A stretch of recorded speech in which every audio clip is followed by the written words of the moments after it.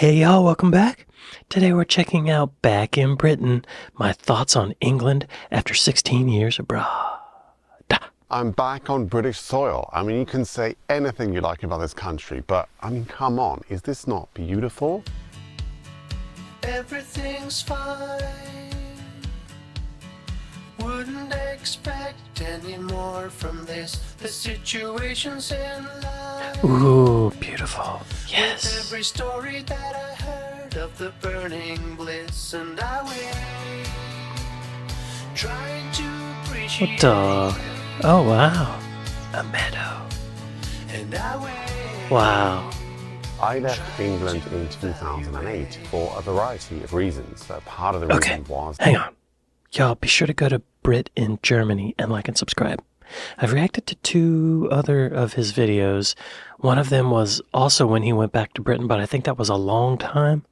Now he's back after 16 years. And I think this video was made 8 months ago. So around January, December, probably. Anyway, let's check out what he's noticed. that I wanted to explore the world.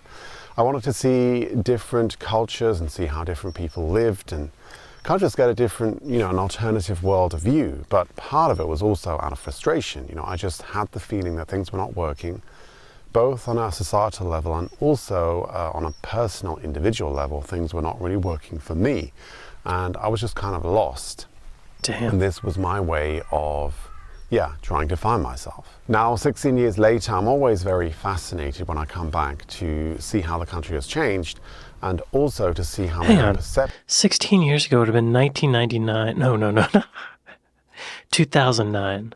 Yeah, that was around the Great Recession, right? Just after it? I mean, we're still dealing with it.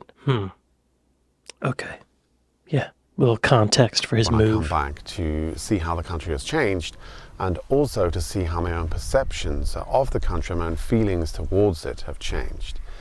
There's something very special about the landscape of England, and I can't really describe it in words. It's more of just the feeling that I have towards the country. And earlier this year I went round Ireland. I took a round trip around Ireland, went to many different places, to Connemara National Park, Kerry, Galway, Dublin, Cork. Wow. Most of the south, also went to Belfast, and I was really very impressed with Ireland. The infrastructure, the roads, the houses, the towns, they were all in very good condition. They looked very well cared for. It looked like there was a lot of investment. The roads were in very good condition. And all sort of the manicured lawns, the hedges, it just looked like people were taking care of the country. It looked like there was a sort of certain sense of pride, a certain sense of investment, and that things were sort of looking up, and objectively things looked a lot better in Ireland than they do in the UK. But still, I'm thinking about America, of course, and it's not really like that. Our bridges are crumbling. Well, gosh, we have so many issues in terms of the infrastructure, but also, it's... Okay, I don't want to get into it. Let's not drag it down. This is supposed to be happy. I did not get this emotional connection to the countryside of Ireland, even though it's incredibly beautiful. I did not get the same feeling there as I do when I come back here to England. Oh. Football. Now, I know it's probably kind of normal for us to romanticize our childhood.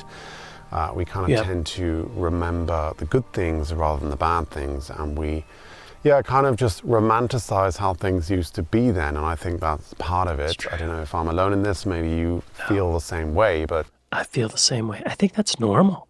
I think that's something our brain does to survive. We forget the trauma. I mean, that's been proven, that we suppress bad stuff in our minds, but not just the trauma, just the little annoyances, little things. Except, I will say, like socially awkward moments pop into my head while I'm trying to fall asleep. I think that's pretty normal. I think that happens to us all. But for the most part, all the bad stuff is tucked way back in there, and we only remember the good stuff, right? I think that's true. There's kind of some very illogical romantic ideas that I have about the place, even though in actual reality, I have to admit that the country has changed, and not necessarily for the better. Oh, hang on. Hang on 1 second, y'all. I just, yesterday for the first time, I tried Ribena, and now I'm hooked. So I just want to call attention to it before you see me start chugging on this instead of my coffee.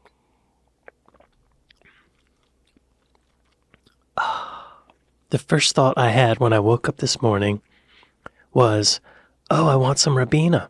So I think I might be addicted. Am I the only one addicted to Ribena? Probably not. Freezing outside, a little bit high on the feeling. Can't seem to focus. The towns and cities, especially in the north of England, just look very tired. They look very run down. It just looks like there's a lot of Yo, this tent city is a nothing. Do not. There's it's so bad in Los Angeles. This person has set their tent up out of the way. They are in public, and you can see it, I guess, from a footpath, but they're out of the way. They're not right next to a road or right on the sidewalk, and you have to get around it. This is a respectful, unhoused individual. Just look very tired. They look very run down. It just looks like there's a lot of investment lacking. And I remember I made a video about 2 years ago on a similar topic, and that was during the King's Coronation, and it was a very different feeling. The zeitgeist was completely different. There were Union Jacks everywhere. There was a sense of hope and a sense of sort of festivities, and it just seemed much more upbeat than it does right now on this trip here. You know, the atmosphere seems quite subdued. And That seems logical, though, right? With the King's Coronation, that's I can see how that would get British folks pumped up, or angry. Either way, it's going to bring in some patriotism, right? That makes sense. right now on this trip here. You know, the atmosphere seems quite subdued and reserved, and the conversations that I have had with people who live here, pretty unanimous in the fact that things are going downhill here and they're not really improving in any particular way. Now, I grew up in the Midlands. I went to visit Worcester and Hereford this time round. Hang on. Where's Worcester and Heraford? Worcester and Hereford. What? Ah, that's okay. Okay. Yes. Oh, yes, okay. So he went here, and then over here.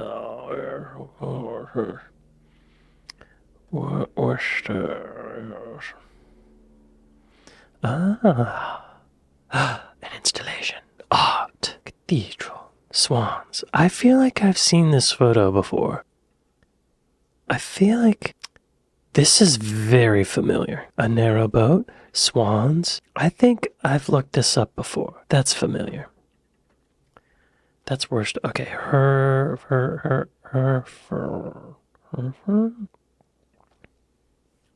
Beautiful. That looks familiar. I think I've looked this place up too. Or maybe all of these cathedrals are starting to look the same. Cathedral next to a river. A bridge, a church, cathedral, a bridge, a church, monument. Well, that's an interesting building. They did a lot with a small plot. Congrats. Okay, yeah, I got my bearings. And there was, I went to visit Worcester and Hereford this time round, and there was a very weird kind of dark atmosphere. When visiting these places, there were groups of alcoholics loitering on the streets, kind of just unsavory characters hanging around. A lot of the shops were closed. This was on a Thursday afternoon at 3 o'clock, so at least in my opinion, there was no reason for them to be closed.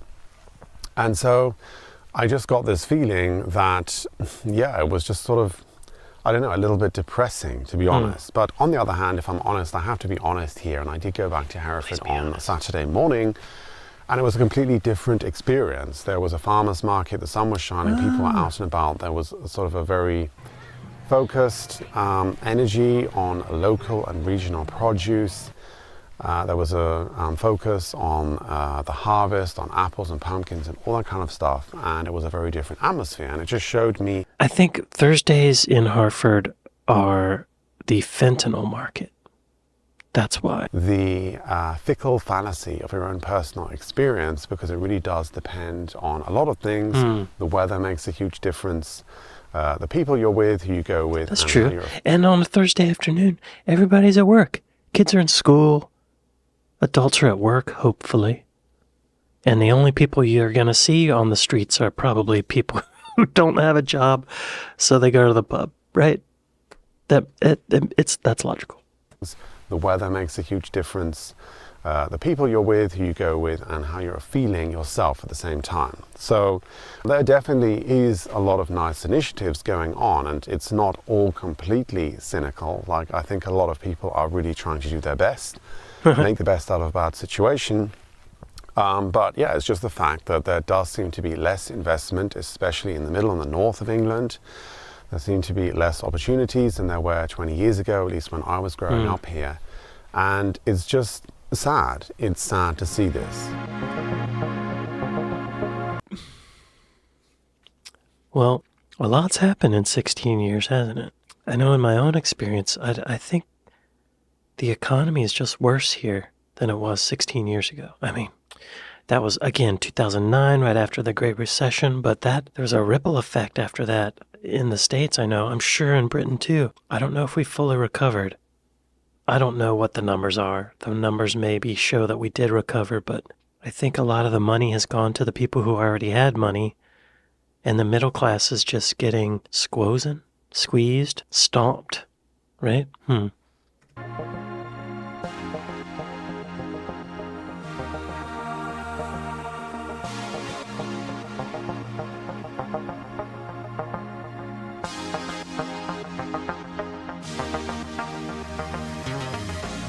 So as you may or may not know, I live in Germany. I've lived in Germany for a very long time, and I just think there's really no comparison between the two countries, even between Ireland and England, like when it comes to the quality of life, the cost of living, opportunities, the job market, all that kind of stuff. The UK is really lagging behind, and it's shocking to realize that like the average salary in the UK is 35 to 38,000 euros, not even pounds.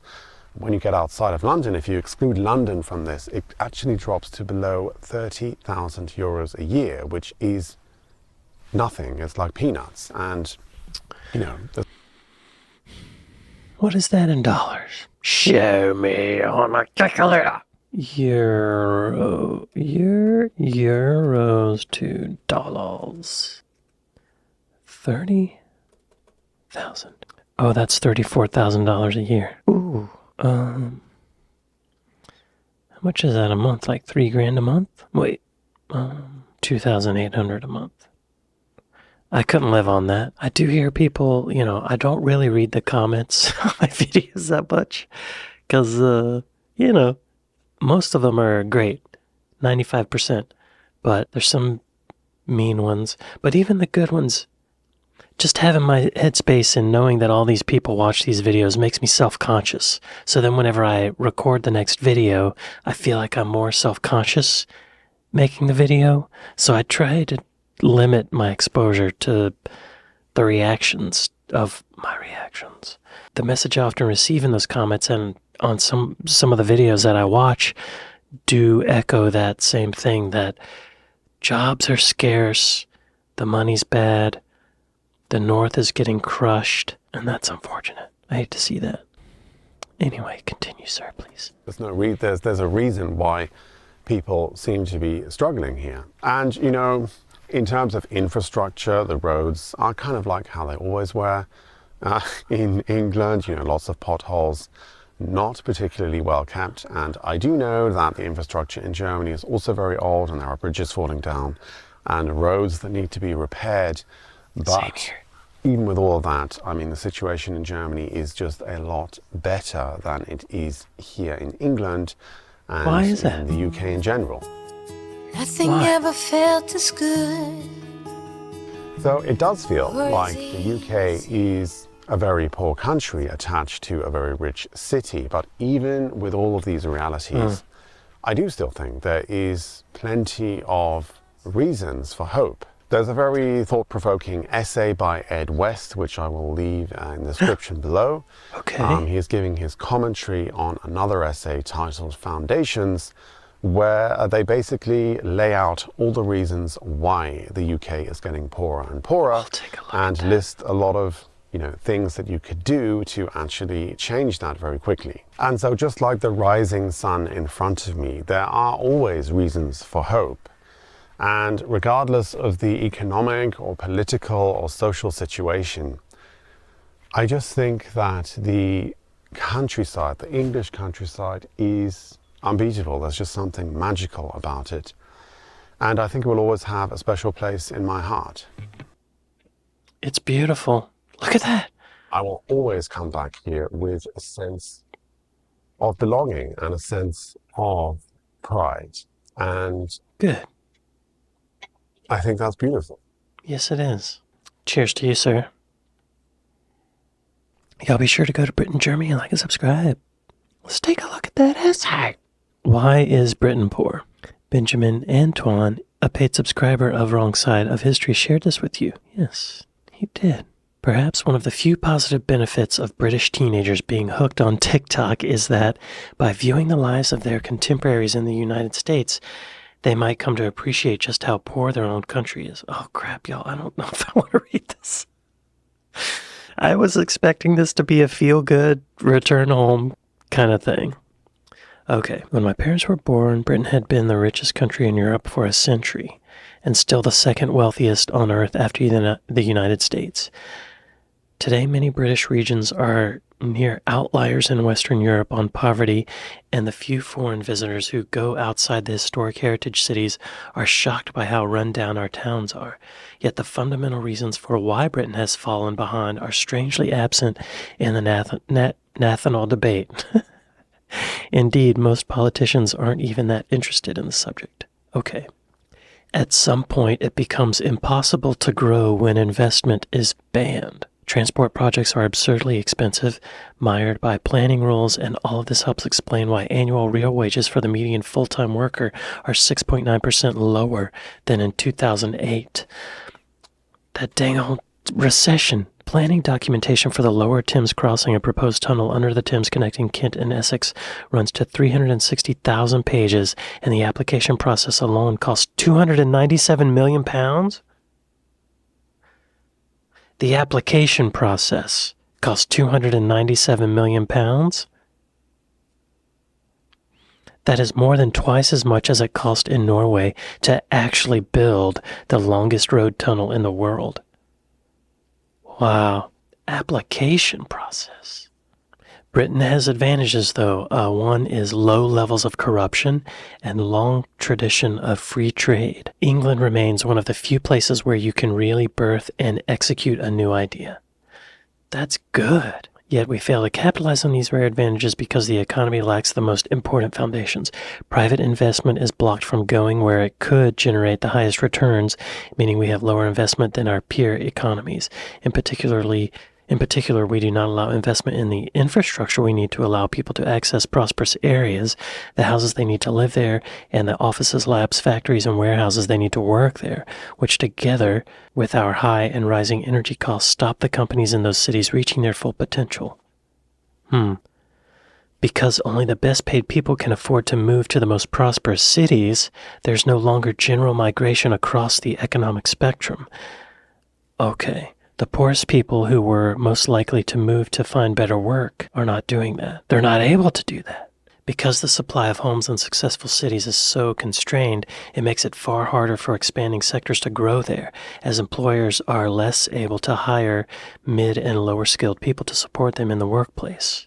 The strangulation of growth is shown by the way we blocked a £750 million film studio by a dual carriageway, right by the UK's strongest film cluster. Britain is the most advanced country per capita in artificial intelligence, but we blocked a £2.5 billion superhub data center site by the M25. Why? The good news is that the hardest things to create are ours already. No government can legislate into being a respect for the rule of law, appetite for scientific discovery and entrepreneurship, or tolerance of eccentricity and debate. Such a culture takes centuries to build.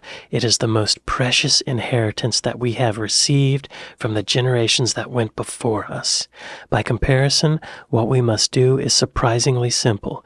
Get Britain building by removing barriers and lowering costs. If we can establish these foundations, growth and dynamism will follow. We have done this before. We can do this again. Y'all, yes! Yes. I know here in California, there are a lot of regulations and rules and approval things that you have to go through just to build a structure. And they were put in place with good intentions to help the environment, to make things fair for everybody, but at the same time, it's stifling the growth and it makes things a lot more expensive and it takes longer. I imagine that's a similar thing. Like, just loosen your grip a little bit, government, right? Just loosen it up or make it more streamlined and grip it in the right places. That's what she said. Anyway, fascinating. Y'all be sure to go to Brit in Germany and like and subscribe. Very interesting video. I expected a feel-good homecoming thing. But y'all, in the end, it is feel-good, right? We can do it. You can do it. I have hope. I hope some of my illogical American hope is rubbing off on you. You can do it. I know people in the British government watch this channel. I know you do. Maybe read this article. I hope this wasn't written by some horrible racist fascist or something. Well, y'all, I'd like to thank my patrons. I'd like to thank my Buy Me a Coffee folks. Thank y'all for watching this with me, and I'll see you next time.